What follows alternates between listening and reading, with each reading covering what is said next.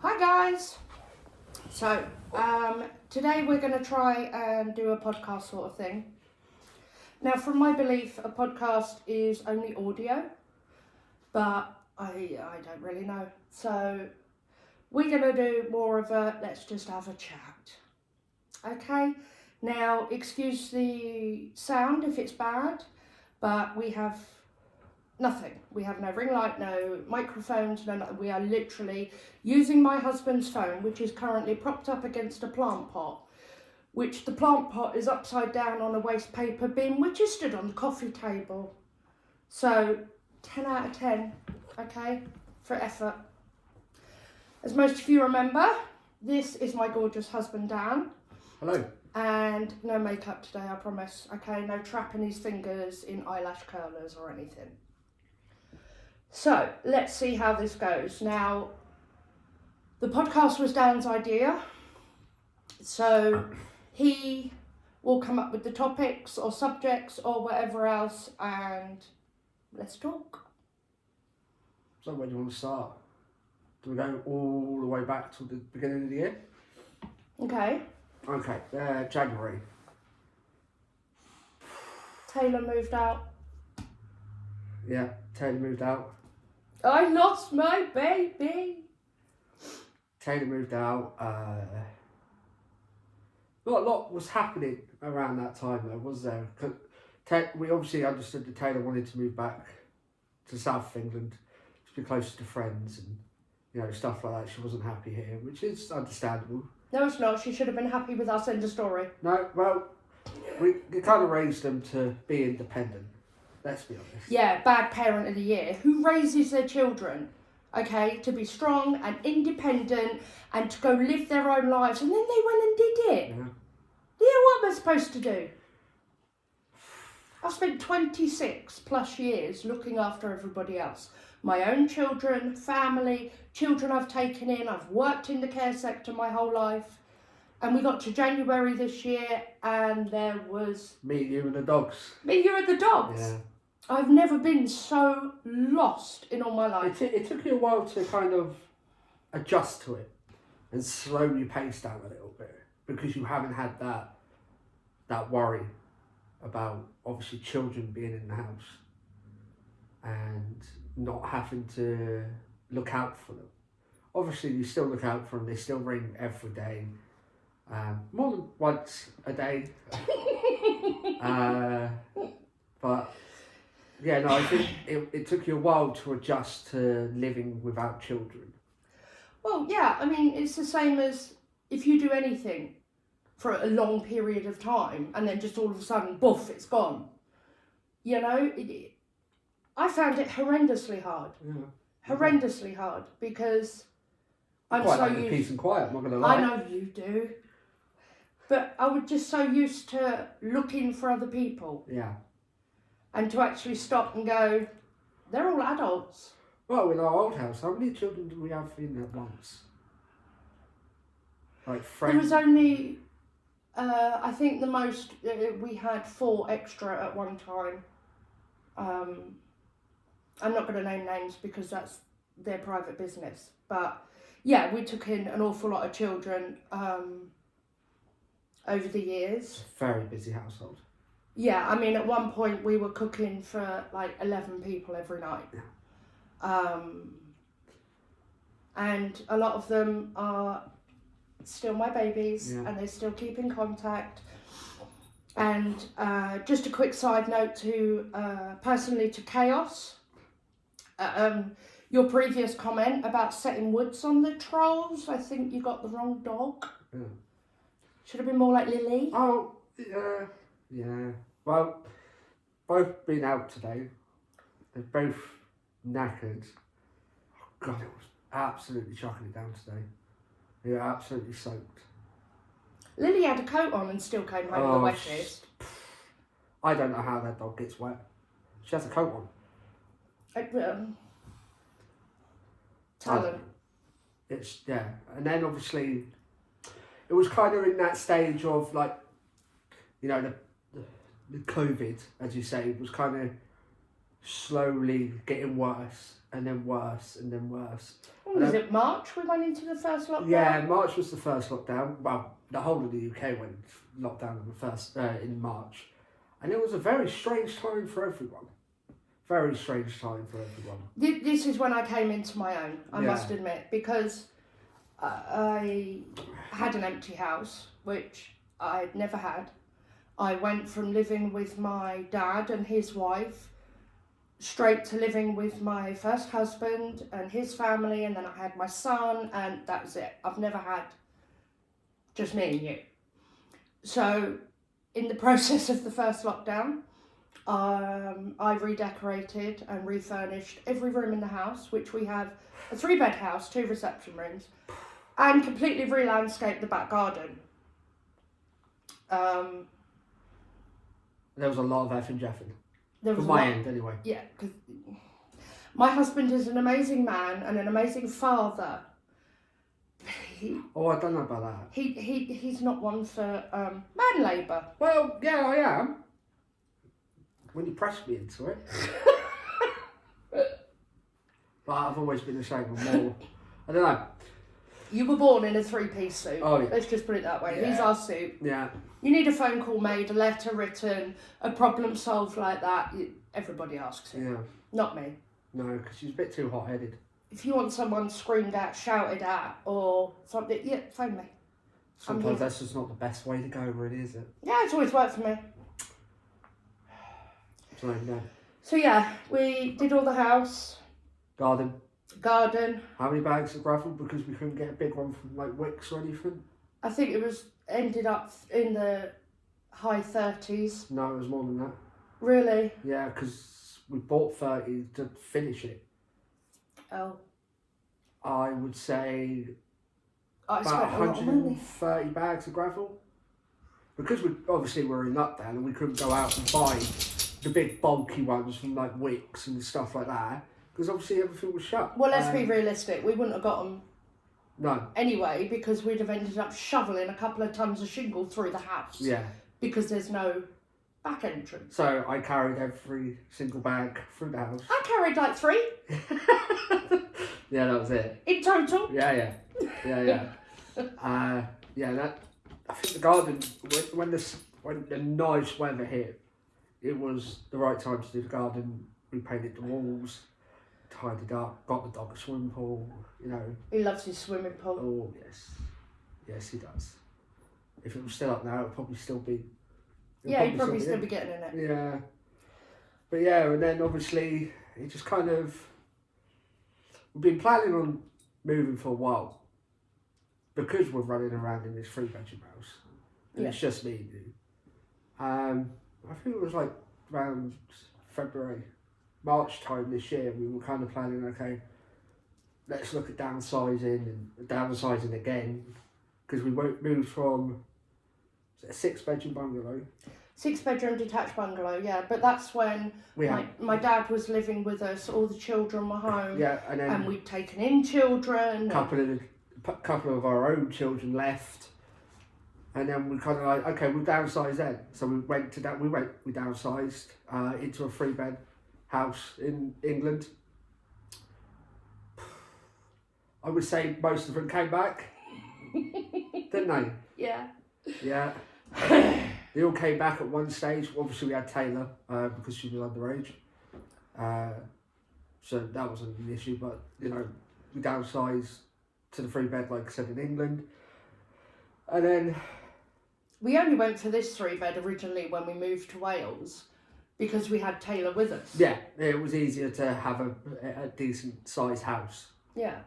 But now it's just us. So yeah, we were starting to look around at options and everything else. Yeah, speaking to our landlords because we rent, see if he had any properties, and all of a sudden it was just kind of ripped away from us because of obviously the lockdown. There wasn't a lot to do. So we had to kind of go, okay, what do we do? What can we do to move or improve the house? So yeah, that's when the decorating started. Yeah. You managed to do it within the space of 4 or 5 months? Yeah. I was very busy. Yeah. Unfortunately, in May that all came to an abrupt stop Yes, that was a weird day. That was a very weird day.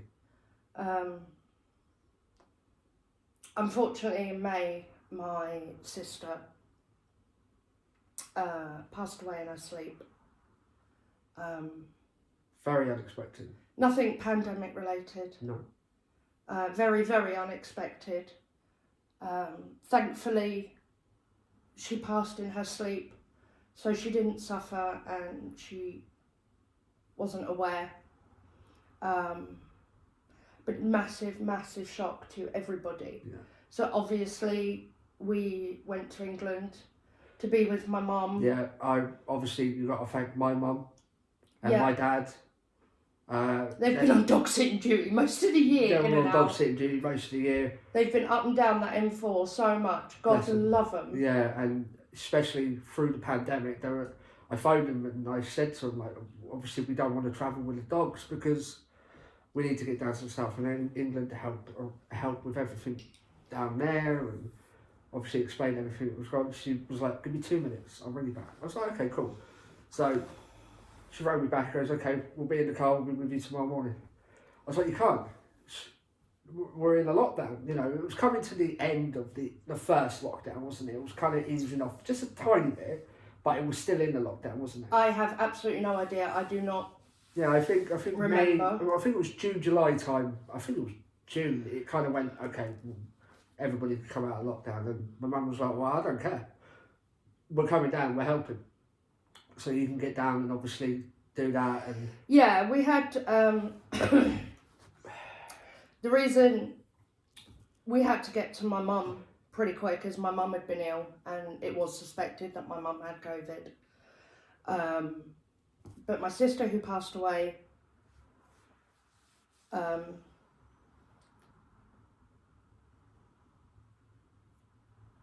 was I'd always suffered from very complex special needs learning difficulties, but she did live independently and she was married and they'd been married for 20 plus years. Yeah, they married on their anniversary. No, they married on her birthday. On her birthday. They got married on her birthday and she said to him, nah, forget. Yeah. Yeah, it's a very clever woman. Yeah. But we got to my mum and we did everything we had to do, and my mum just had this cough that she couldn't shift it. So the day before the funeral, actually, I had to whip her up the hospital for an X-ray as requested by the doctors. Yeah, because we went up. I left you there.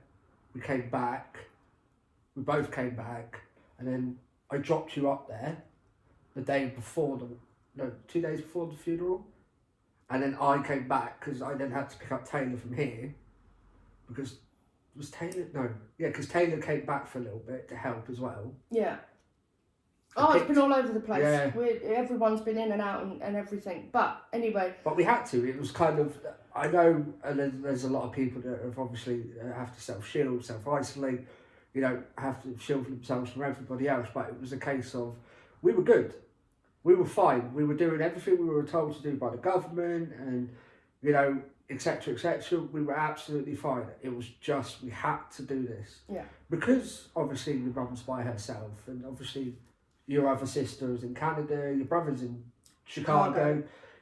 We couldn't do a lot. No. They couldn't fly over. Was we awful. were the only option that we could do to obviously go up and help.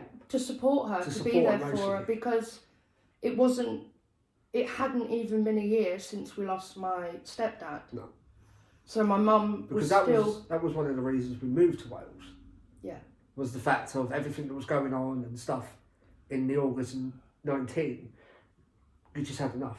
I couldn't take it anymore. We had so much grief and loss and heartache, and I just needed to get away. Yeah. So we lost my sister in the May. We went down, we helped my mum, we helped my brother-in-law with everything he needed, bless him, because he didn't understand the paperwork and everything, because he too has special needs and learning difficulties. He's a character and a half though, isn't he? Oh, he's God love brilliant. him. He is so brilliant. Yeah. But, so I took my mum for this chest x-ray. And on the morning of the funeral, we got a phone call that my mum has cancer. On the day of my sister's funeral. You going to talk about the funeral? What we did? We don't... we don't do things by halves. No, we don't do normal funerals. We don't really do normal weddings. Whoever was at our wedding, you know that. Obviously, if you were at our wedding, you obviously... one of Jackie's sisters was there, and that was the sister that passed. So people that don't obviously know us are in our tight bit of family. That's who it was. A wedding was... Let's go back a couple of years, actually, before we... Because they won't understand, because not a lot of people are like us. I don't know if that's a good thing or a bad thing, but at the time, obviously, your stepdad was still with us. He was getting worse, bless him. So we could... we just recently lost my nan, and it broke my family to the extent of it kind of... We lost your nan at the beginning of 2017. Yeah. And your family disintegrated, and... It was weird. It's never been the same since. It's never been the same again. It's a shame. It's such a shame that the family don't... It felt like my nan held my family together. Oh, for sure. And it felt like she was the glue of that family. And as soon as she went, it just erupted, and a lot of stuff was going on with my family, with my mum, my dad, you know, with my older brother, my youngest sister. You know, obviously, I've got... Their lives just splintered, every one of them. It splintered really badly to the point of where, you know, siblings weren't talking to each other, and, you know, mum and dad weren't talking to us, and, well, some of us anyway, and it was weird because the way I am and the way I've been brought up and the way I look at things in life, I felt that I had to be the instigator to everything. Like, everybody came to us. You know, my sister came to live with us for a while because she was having problems. My older brother came and lived with us because he was having problems. He wasn't living. Stayed with us for a few days, and it felt like all the pressure was on me to try and sort the family out. And to be honest, the family is still not to where it was. No. I don't think it will ever go back to there, which is a real shame, because throughout growing up and stuff like that, especially with like the four older ones, obviously there's not a lot of years between us. No, your mum clearly did not have a TV licence. It's either that, she didn't pay the water bill. It was nice. It was a nice, tight-knit family, you know. If something went on within the family, the rest of us will group round, and it just feels like it's just kind of a shame that this is the legacy that my nan has left. Does that make sense? My nan was loved by everyone. Friends from school, college friends, you know, work colleagues. Because obviously by the time my Nan touched everybody's hearts. Yeah, she did. Absolutely. I mean, her funeral was incredible. It was beautiful. Absolutely incredible. There was aunties and uncles and it was second great cousins that I've not seen in years. But the funeral was led by your uncle. Now, what strength of character. Yeah, her only son, and he stood and he led the funeral. I mean, breathtaking. Yeah, it was. And obviously all the boys kind of carried her in, and that was hard because I've never done anything like that before. It was difficult because, like I said, you know, I personally don't think that I've grieved. I know it's been 3 years. I personally don't feel I've grieved enough to miss her. Like, I do miss her. God, I miss her. Everybody missed her. You know, our kids always used to look out for Nan. We always used to look out for Nan, you know, and she was just a character. A few years prior to that, she was living in a water control place. She was fine. She was independent. I know, I used to take her shopping every week. Yeah, with a little mobility scooter, bless her. And, oh my God, what was that cafe? Cappuccinos, that was it. Always stop there. Oh, for that was latte. her favourite. Yeah, and Sainsbury's, go to Sainsbury's, get her word searches, but she was definitely, her door was always open for anyone to go up and see her, and you know. Well, she took me in as part of her family 16 plus years ago. Yeah. And as far as she was concerned, that was it. We were family. Yeah. I would get birthday cards from her, signed from Christmas presents. My children could go to her. Yeah. Didn't matter. And she was just one of those people. She would never judge you. It didn't matter what you'd done. No. You felt, or how... You literally could have robbed the bank, and the first thing you'd have done would gone, I'm going to go Nan's. She would not have judged you. No. She would have sat down with you. My favourite kind of is just walking into your mum's, when she moved into your mum's. Yeah, because she got quite ill, didn't she? Yeah. And she couldn't be... by herself. It just wasn't safe. No. So she moved into your mum's and she had her chair in the lounge. Yeah, because my mum got the house converted to help her with the stair lift and wet room. Yeah, wet room, stair lift, everything. Yeah. But you'd walk in the front door and holler that it was you. Yeah. And just as you walk into the lounge, she was there. Yeah. And she's always pleased to see you, and she'd always go, give a cuddle. Yeah. I mean, great, it doesn't matter who you are. No. You know? Best friends from school. Yeah, anybody. She loved everybody. She gave everybody a chance. Yeah. Everybody called her Nan. End of story. Anybody that disrespected her had, like... everybody else on them. The full force of the war on them, yeah. Yeah. But it just felt like when she passed, it was okay for a few months, and then it just kind of spiralled out of control then. Because I think everybody was struggling with the loss in their own ways. Because it was very unexpected. You know, she was ill. Don't get me wrong, she was ill, but it wasn't to the extent where we knew she was going to pass. No. It was kind of very unexpected. It was no one's fault. She just fell. She had to go in for an operation, and that was it, really. It was no one's fault, and I know people are blaming each other and, you know, and stuff like that, but it is what it is. That is my biggest saying. It is what it is. It was clearly her time to go, because the amount of time she's been in and out of them hospitals, and the doctors have said, right, you've got 24 hours with her.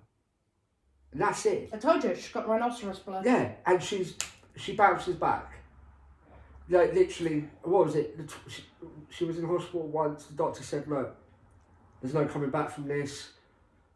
You've got 24 hours, and then we're going to put her onto palliative care. Okay, everybody came in and said goodbye. She wasn't cohesive, she wasn't talking, she couldn't drink, she couldn't do anything. And then, literally, the following day, she sat in a chair. Yeah, we went in. She sat in a chair in the hospital saying, hello, I'm doing a crosswords. Yeah. Don't frighten us like that now. I know you want a bit of excitement in your life, but please. It's hard because I wish I moved away from the area when Nan passed, because everybody was in the same sort of town and city and whatever. I moved away from the area. I was the only one that was moved away from the area, and it was hard because we're about an hour up the road, so we weren't that far. We're not as far as we are now, which is 3.5 to 4 hours, depending on how many times we need to stop to pee. Yeah, that's true. Or get coffee or whatever. Yeah. I don't know. It kind of I kind of took a step back. I wish I know I'm not the oldest. And I know it's not my responsibility, but I wish I've kind of fought to keep the family together, where I kind of took a step back. See, I beg to differ. I think it's everybody's responsibility. And I think a lot of the problems that followed were because an awful lot of the pressure was put on to the youngest. Yeah. She was the one still living at home. She was the one that dealt with it day in, day out. And she was grieving so badly. Yeah. And she had to table that to deal with everything else and the family fracturing and everything else. And she lost it. Yeah, she lost She it. completely lost it and went off the rails. But she was in such an awful, awful situation. And I cannot imagine for 2 minutes what she went through. Yeah. It just must have been devastating for her. It was hard because she was young at the time. So she's 18, 17, something like that. No, she was younger than that. No. How old is she now? 21. Yeah, she'll be 22 in February. So 3 years ago. Yeah, so she was 18, 19. 18, 19.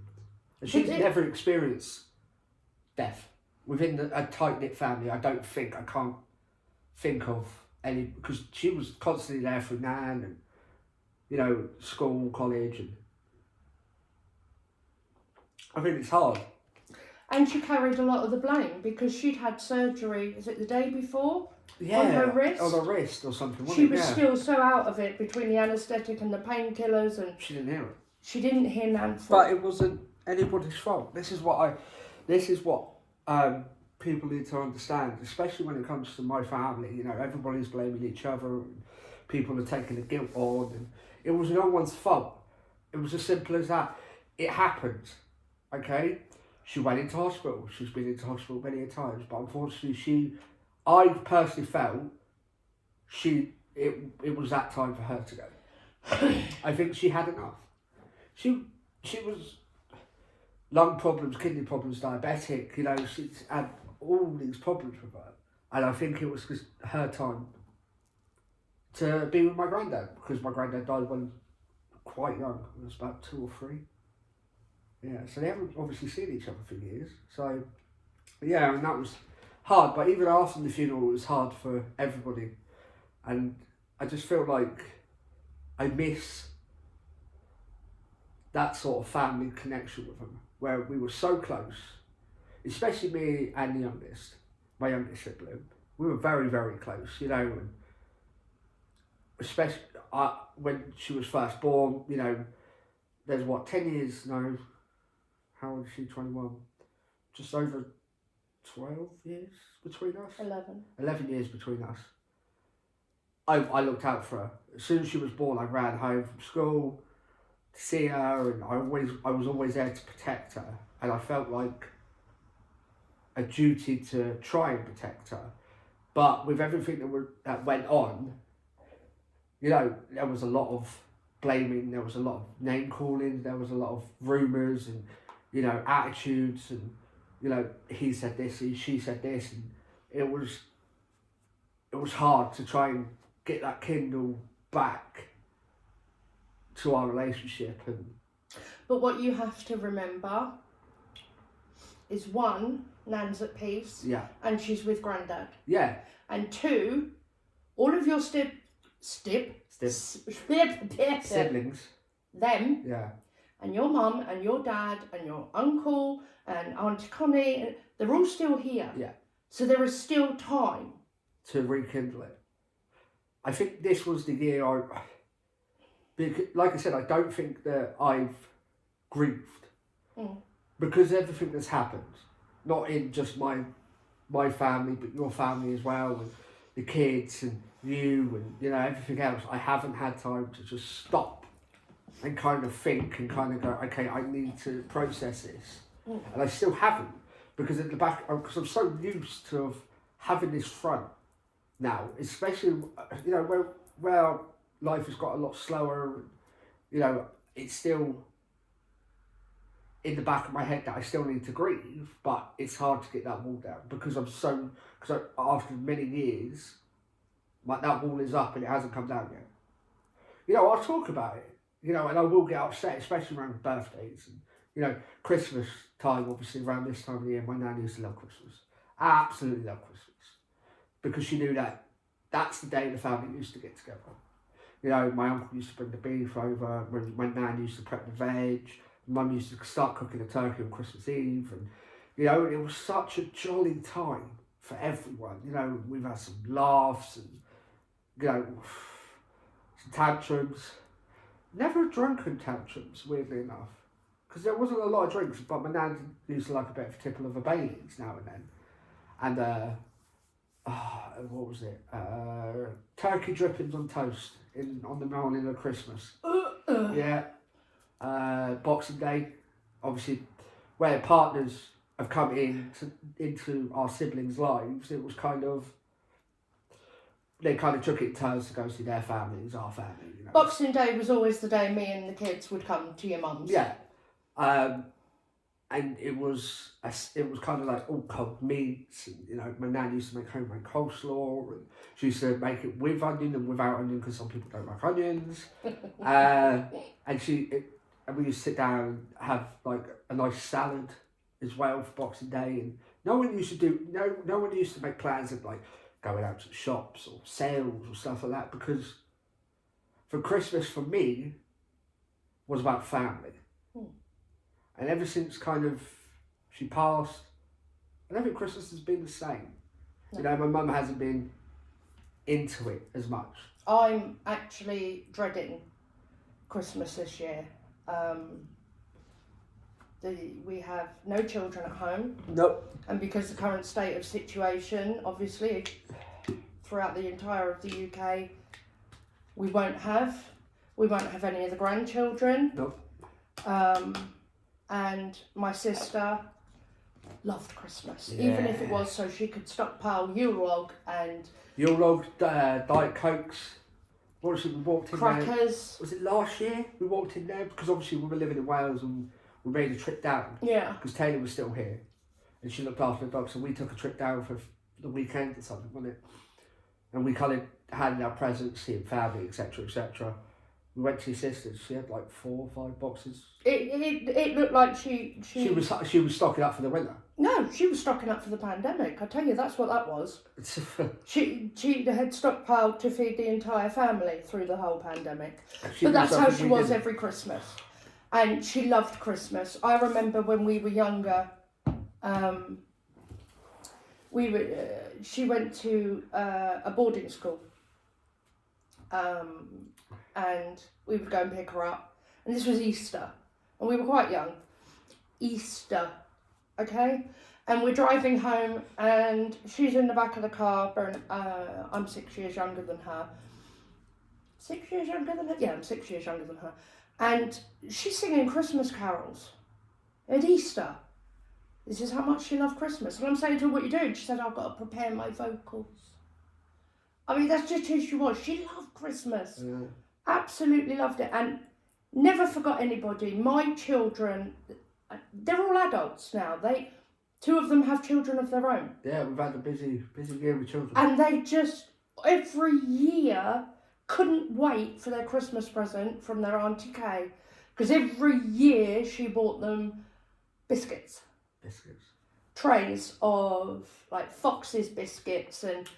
Family circles ones. Kids would give up everything for Christmas biscuits from Auntie Kay. Absolutely. Yeah. And this year, no Kay. No kids.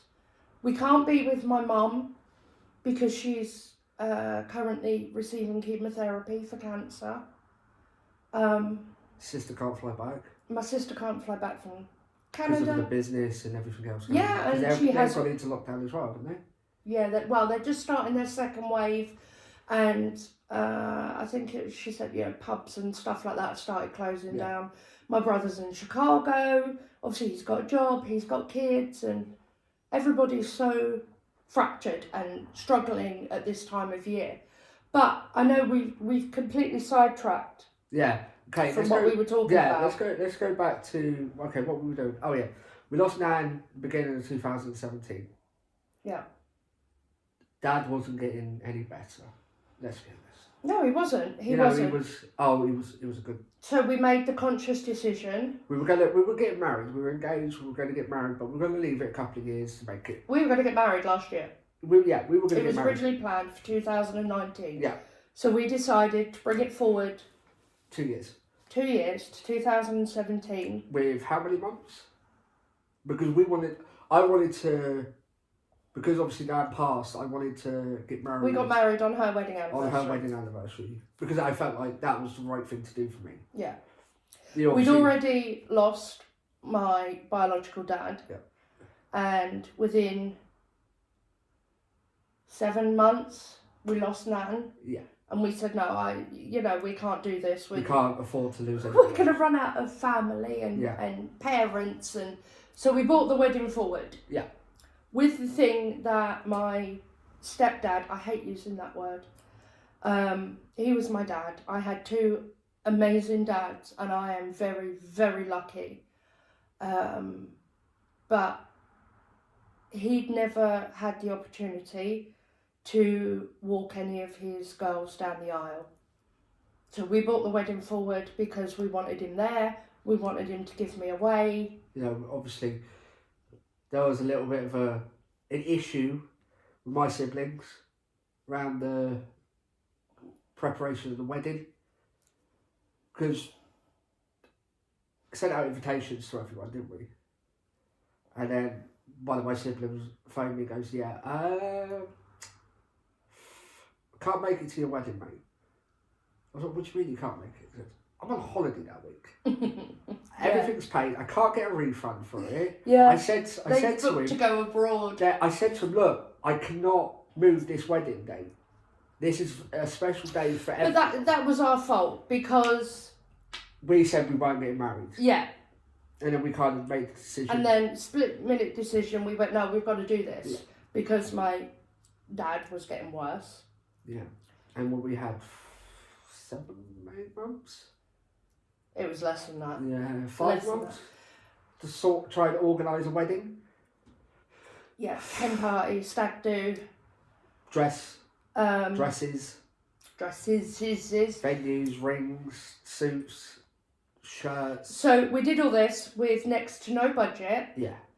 It was going fine. I'm not encouraging gambling, but most of the wedding parts that we did pay for came from a good win at the bookies. But I'm not encouraging gambling. No. Do not gamble. No, gamble responsibly. But it wasn't a lot of money that I put on. I never do. Because I used to work in the bookmakers, so I never used to. It was kind of a spare at the moment kind of thing. A few horses, boff, bit of money. Okay, that paid for the shirts. Because we wanted shirts with cufflinks and we couldn't let the cufflinks holes. We couldn't find them and they were so expensive. We had to go to Debenhams, yeah, it was like £12-13 a shirt. And I said to everyone, buy your own suits because you're going to keep them. I'll buy the shirts. Well, we said buy your own suits and then we ended up buying our sons anyway. Well, yeah. But it is what it is, really. Yeah, found the shirts, bought the shirts, cool, brilliant. Ties, a couple of quid online, weren't they? Yeah, which has got a lot to answer for. Yeah, cufflinks. Yeah, and it was going fine. We had what we were planning because obviously we were in a 6-bed bungalow with a wraparound garden at the time. Because it was coming close to the end of the summer,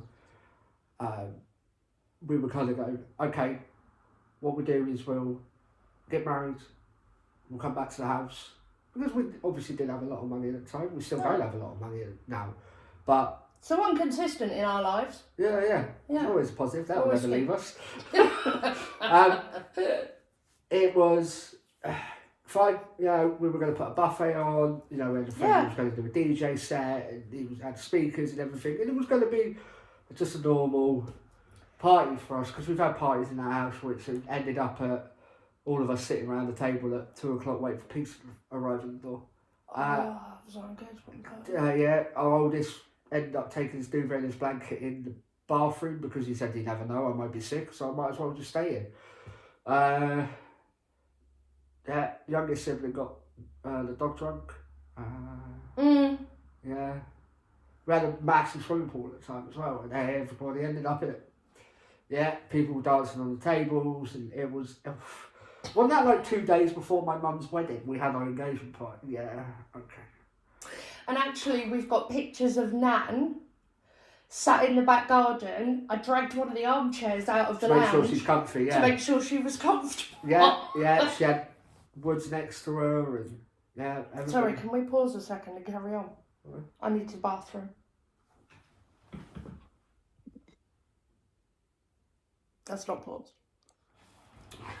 Hi, sorry. Had to take a quick break. Mummy bladder got the better of me. Right, Where were so turns out we're really good at rambling and talking nonsense. Yeah. And things like. What we were trying to say was, we don't do anything normally. Okay, weddings, funerals, birthdays, none of it. So for my sister's funeral this year, she was a massive, massive fan of the film Grease, and Grease 2, and the soundtrack a lot. Yeah. So we decided, because we couldn't have so many people at the funeral, because obviously with the pandemic and the restrictions and everything else, okay. But those of us that did go, all the girls dressed up as pink ladies, and we had the jackets and everything. All the blokes dressed up as the T-Birds. You had the Ryder High Letterman sweater on and everything. And not to be outdone by that, but her funeral music was the Grease Sound Mega Mix. Yeah. Which I think they were quite surprised about. Yeah. And then afterwards we went back to my mum's. Pizza. And we had takeaway pizza. Sorry, Now, for anybody that knows my mum, you know that was a big woof. Yeah.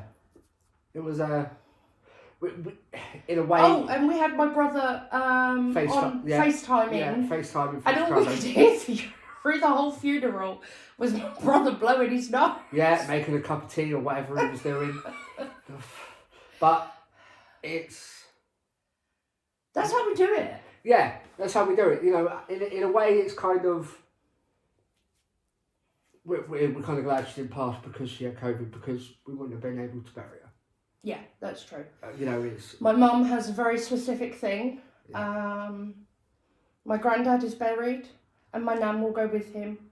My dad is buried and my mum will go with him, and now my sister is buried. And then Ed will go. And then her husband will join her. Yeah, but that's not like the weirdest funeral we've ever had. You know, going back to 2019 when Dad passed. Yeah. He had a motorbike hearse. He had a motorbike hearse. He arrived on the What back. did your mother do after the funeral? She got on the motorbike hearse and rode it out the cemetery. Yeah. Our wedding was fine, all planned. 5 weeks before the wedding, it got turned right upside down. Right, it got turned upside down, but for very, very, very positive reasons. Yes. And if you are in the Bournemouth or Dorset area, please look up... Icarus Creative. What am I saying? Bournemouth? Salisbury. Where did that come from? I don't know. I don't know either. I think I need more coffee. Salisbury, Wiltshire area. I do apologise. Please look up Icarus Creative. You will not find two nicer guys. Genuine. Down to earth. Oh, they're so lovely. Because it was so weird though, wasn't it? It was so weird because you got a message, because we went to wedding fairs and whatever. No, it's because I was looking for second hand, and it was a wedding veil actually, and I'd got it, and I didn't like it, so I'd put it back up for sale. Yeah.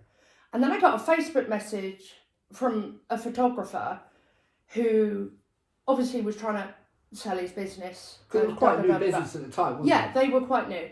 And I said, no, can't afford this. And he was really, really lovely. And he said, oh no, we cover all budgets and da-da-da-da-da. And at the particular time... You got a bit fractious with him, didn't you? See the colour of this hair? This is natural. Okay. Yeah, because he messaged you and then he was like, okay, I've just spoken to my business partner. No, because I got a bit rude with him. Because I thought he was just some lucky lad, you know, out there trying to tout his business and da-da-da-da-da. And I was just like, listen, my dad has just died. Yeah, my nan... No, Dad hadn't died.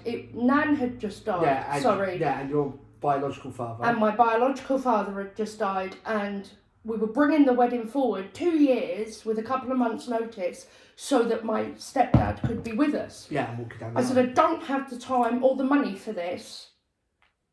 Leave me alone. And then a couple of hours later, he messaged me back saying that he'd spoken to his business partner and they wanted to throw in all their services photographs, video, everything for free. Yeah. And we were And I like, was like, okay, no. What? We thought this was a joke. And they were like, Yeah, okay, so meet us. Yeah, we went to meet them. Yeah, I had coffee with them. And they were completely genuine. Yeah. And he said, oh, and by the way, the Red Lion Hotel Has offered their has service. offered a reception venue and for free. And I was like, what? And the next thing we know, we're in the local newspaper. Radio. We were on The local radio. radio. Yeah. And Spire TV. Was it Spire TV? Yeah, Spire TV. Yeah. And it It's actually on YouTube if you want to go and have a look at Spire TV. don't do that. Yeah, and then a lot more business came. A lot more business. Well, I tell you, it was incredible. I've never known anything like it. They did all the photography and everything, Yeah. and the video, and I tell you, they were incredible. They were brilliant. And so much fun. Yeah. You know, there was no regimented anything. It was so much fun with the photos and the videos, and it was incredible. And then a florist came forward Shirley Sales. and did all the buttonholes and everything. They did the 2 bouquets of flowers to put on the The seats. posies, yeah. We had 2 empty seats right in the front, one for my dad and one for Nan. And they did these 2 beautiful posy displays. I had a hairdresser come forward that did all my hair. Did all your hair. Which, stunning. Yeah. Stunning. Luckily, we knew somebody who was in hairdressers and stuff, and then she offered her services anyway, and we were fine with that. And she did all the bridesmaids. All the bridesmaids' hair and Yeah. makeup, and she did my makeup. Yeah, and it was just a weird experience because we've always been on the end of bad luck. We've never. It's not just a case of that. We just normally get on. Yeah, and just do it. It is what it is, and you deal with what you've got, and you make the most of what you've got. So to have these 2 guys who we'd met once for coffee after I'd been rude to him over text message, go out of their way so much to help us, so that my stepdad could walk me down the aisle. As it was, he did, and he did a wonderful job. For anybody that doesn't know, he had Alzheimer's and dementia, and we actually have the unedited version, and he's walking me up the aisle, and he looked so gorgeous, and he was so proud and happy, and then he stopped, looked at you and went, I found this outside, I thought I'd better bring it in, eh? Which, it was just him. But that's how he... With the Red Lion, you know, he was the only one still left standing. Oh, yeah. Everybody else was drunk. Well, he wasn't home. standing, he was drinking, sitting. Yeah. And my mum was still on the dance floor. Yeah. When all the young'uns had given in and everything else, my mum was still going. My dad was still drinking. Paul was still going. My brother was still drinking. Yeah. On the day of the wedding, it was quite an emotional day for everyone, I think, as well. Especially where we've lost a couple of people and etc. And you know, and I had a massive abscess on the side of my face. Yeah. Was it an abscess or not? Yeah, it was an abscess. Abscess. Yeah, it blew out my face on 2 days before the wedding. Mm.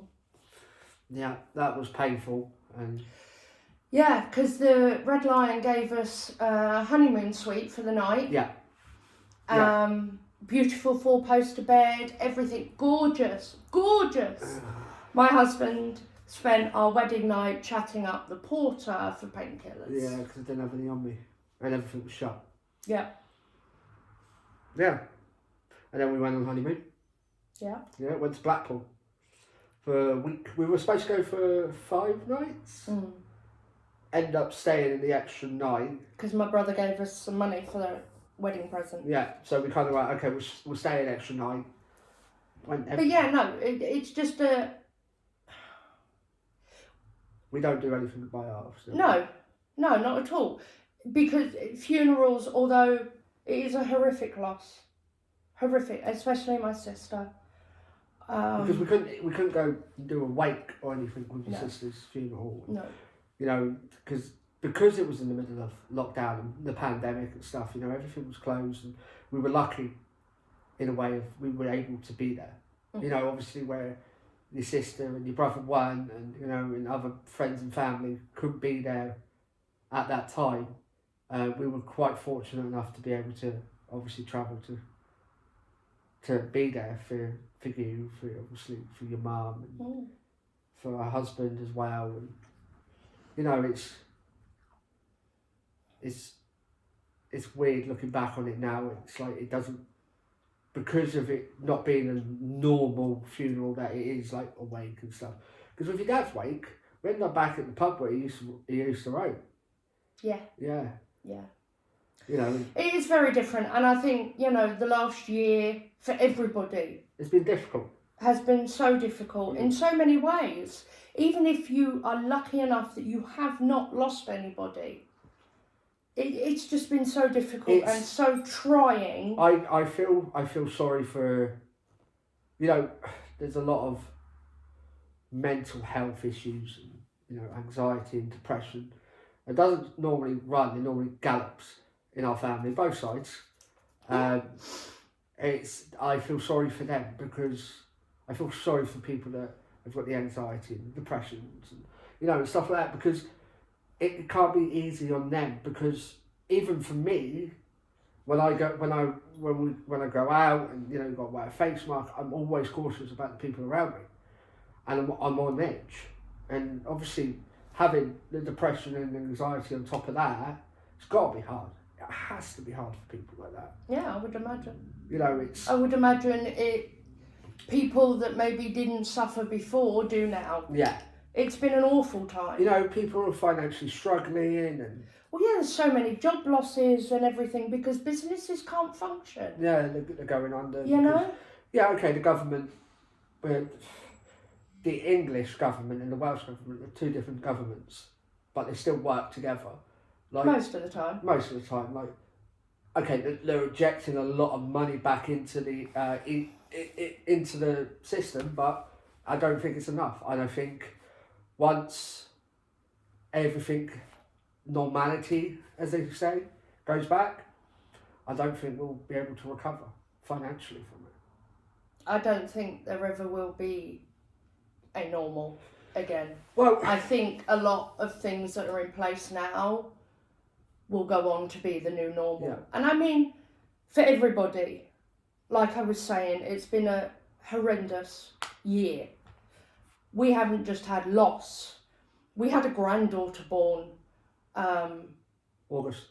September? August. Oh, I can't remember.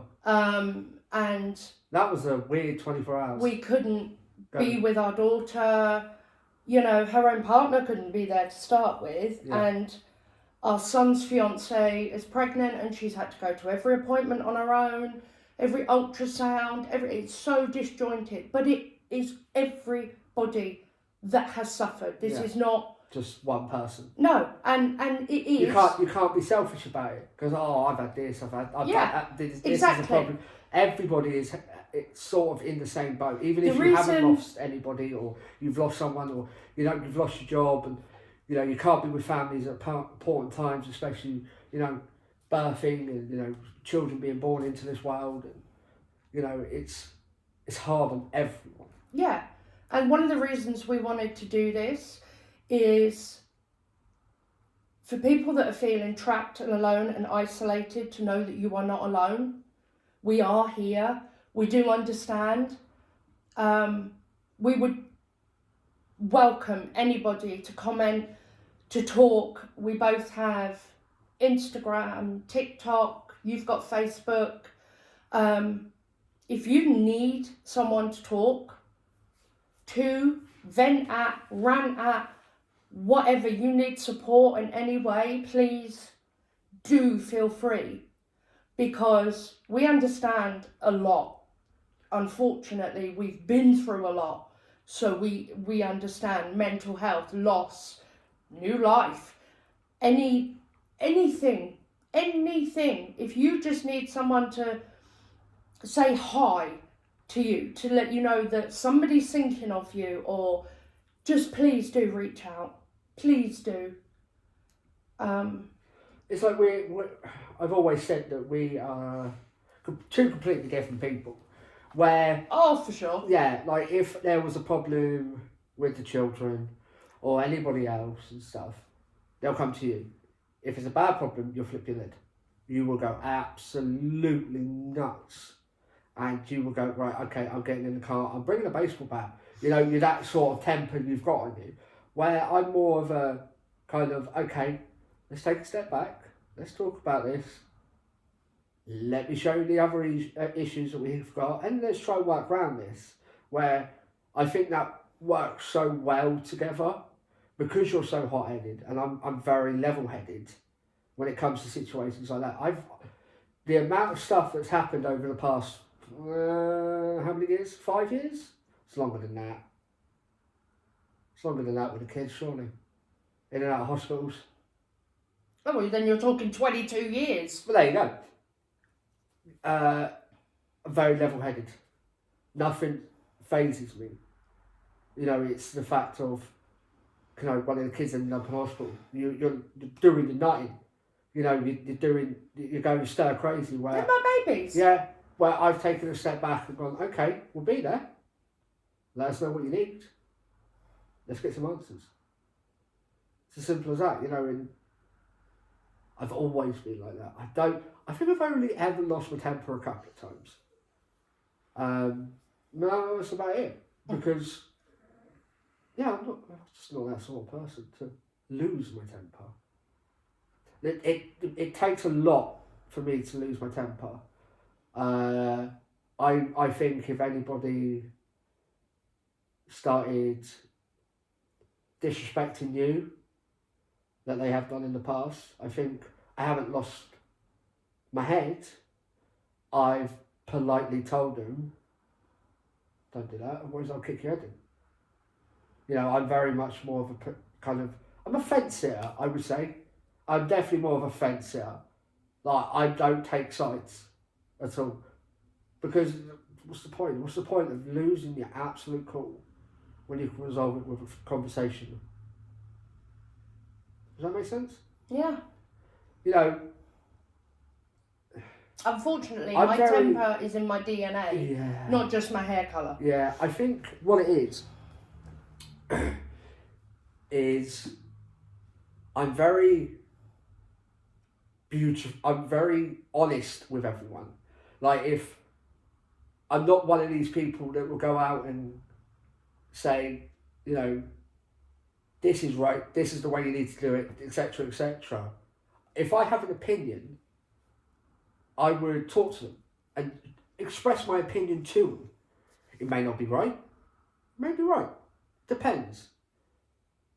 The kids have always come to me with issues, especially the youngest, Taylor. She's always got, well, she hasn't always got issues, but when she does have issues and, you know, stuff like that, she's always come to me because I'm more level-headed than you. And then if I feel like it needs to be resolved with you, I will then bring you in.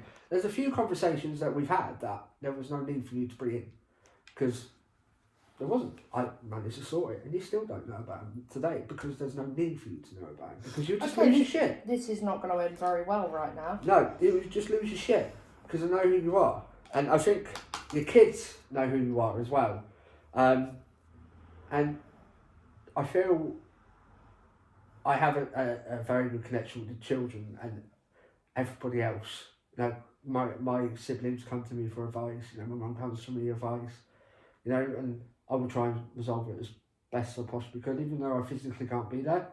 And I hope the children respect me enough to come and see me and talk to me. Yeah, so I'm a very level-headed kind of person. I very rarely lose my temper. I do get in moods. Oh yeah. Yeah, I can throw Teddy out the cot quite quickly. But yeah, no, I'm very level-headed when it comes to things like that. I don't. So basically, what he's saying is, if anybody does need to reach out to us, we got every aspect covered. Yeah, You know? Because you'll look at it one side and I'll look at the other. Because like we had a conversation a few weeks ago. We were in the car. I don't know what we were doing. We were driving back from somewhere. We were talking about everything. You know, like this transgender stuff and. Oh no, that's a whole nother topic. Yeah. We will do that in another podcast. I think for now we're going to leave this because we have realised that we can ramble forever. Yeah. Let us know what you think. Okay, is it too long? Should we try and stay on track more? Did you enjoy just sitting here and having a nag with us? Let us know. Okay, but either way, we will see you soon and take care of yourselves, please.